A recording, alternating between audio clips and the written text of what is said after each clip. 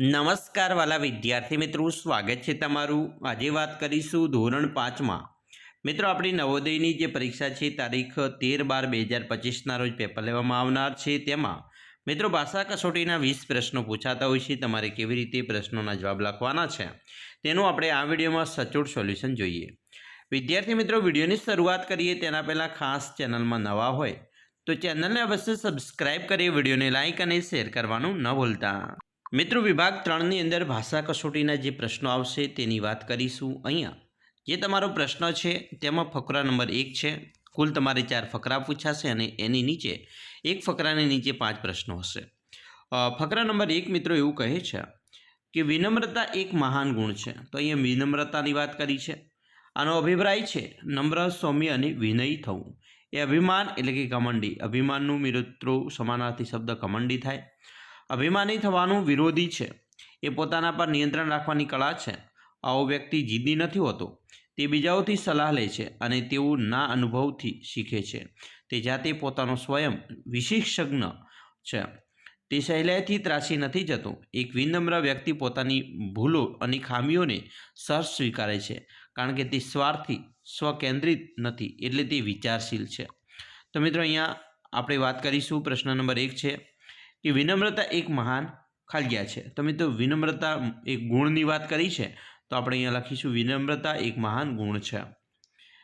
62મો પ્રશ્ન છે વિનમ્રતાનો અભિપ્રાય। મિત્રો વિનમ્રતાનો અભિપ્રાય છે વિનયશીલ હોવું, વિનય હોવું, વિવેકી હોવું, જે તમારા મિત્રો ફકરાની અંદર પણ આપેલ છે। 63 વિનમ્ર વ્યક્તિ ખાલિયાથી શીખે છે। તો મિત્રો બીજાઓના અનુભવ દ્વારા શીખે છે। 64 અભિમાની કોનો સમાનાર્થી છે? તો મિત્રો અભિમાનીનો સમાનાર્થી આપણે વાત કરી હતી, ઘમંડીનો સમાનાર્થી છે। 65 જિદ્દીનો વિરોધી શબ્દ થાય છે અનુકૂળ, સહમત, બરાબર।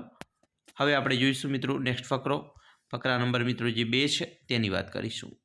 ફકરા નંબર 2ની વાત કરીશું। અહીંયા તમારે સૌપ્રથમ ફકરો વાંચવો પડે અને પછી પ્રશ્નોના જવાબ આપવાના હોય છે।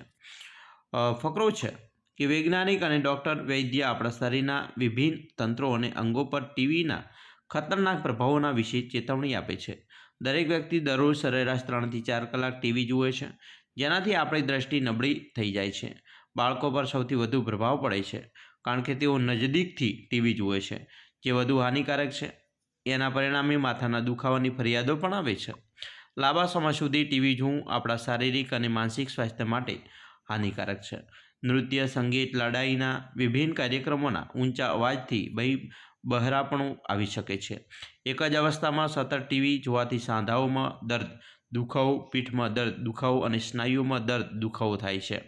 ટીવી જોતાં જોતાં ભોજન કરવાથી, જમવાથી આપણી પાચન ક્રિયા મંદ થઈ જાય છે અને સ્થૂળતા વધે છે।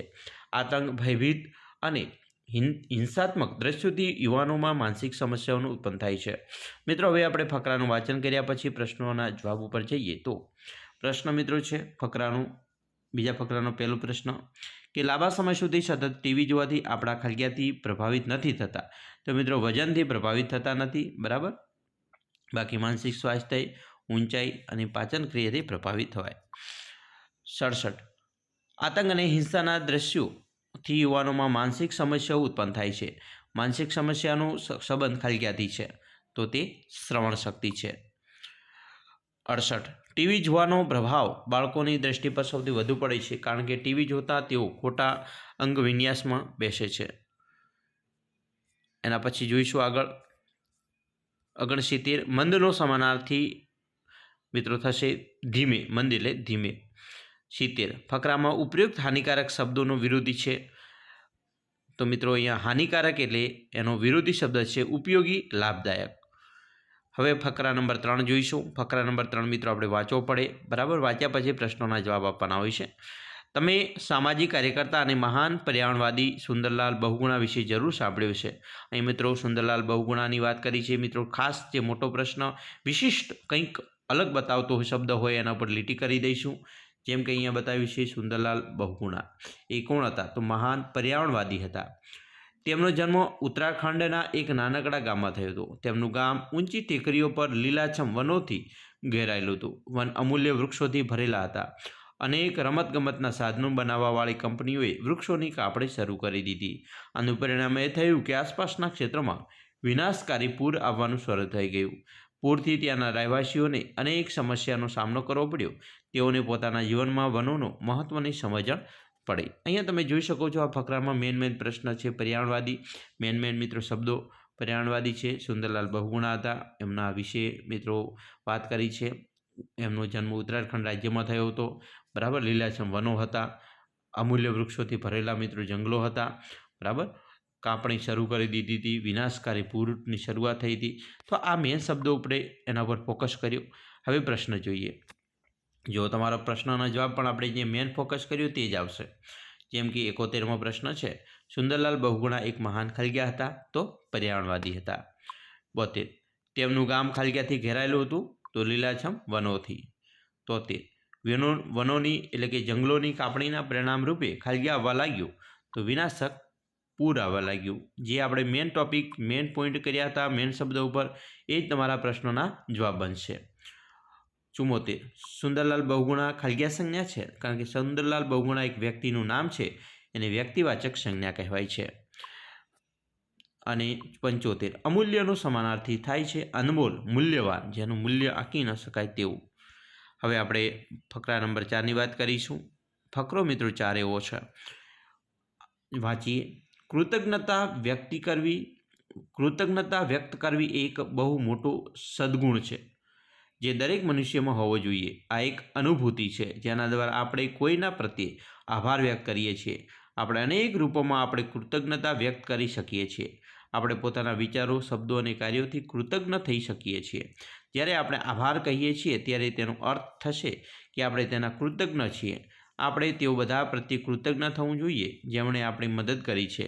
આપણે ઈશ્વર પ્રત્યે કૃતજ્ઞ થવું જોઈએ કેમ કે તેમણે આપણને અનેક સારી વસ્તુઓ સમર્પિત કરી છે. આપણે તેમને સહૃદય અંતર્મનથી આભાર પ્રગટ કરવો જોઈએ. મિત્રો અહીંયા 76મો પ્રશ્ન છે, આભારનો અર્થ કે આપણે ખાલગ્યા છીએ તો આભાર એટલે મિત્રો કૃતજ્ઞ. 77મો પ્રશ્ન છે, મહાન સદ્ગુણો કયો છે તો મહાન સદ્ગુણો એ કૃતજ્ઞતા પ્રદર્શન છે. 78, પોતાના ખાલગ્યામાં પણ કૃતજ્ઞ થઈ શકે છે તો પોતાના વિચારોમાં પણ કૃતજ્ઞ થઈ શકે છે. અને 79, મદદગાર શબ્દ એ વિશેષણ છે. અને 80મો પ્રશ્ન છે, સદ્ગુણનો અર્થ તો સદ્ગુણનો અર્થ થાય છે પરાક્રમી. તો આવી રીતે તમે પણ તમારો જે મિત્રો ફકરા ભાષા કસોટીનો ફકરા નંબર 3 હોય છે તેને આપણે વાંચી અને સમય બગાડ્યા વગર સરસ મજાના પ્રશ્નોના જવાબ 20 તમે આપી શકો છો. અમે આશા રાખીએ છીએ તમને આપણો આ વિડીયો ખૂબ જ ઉપયોગી નીવડશે. અને ખાસ મિત્રો વિડીયો ગમે હોય તો લાઇક, શેર અને સબસ્ક્રાઈબ કરવાનું પણ ન ભૂલતા.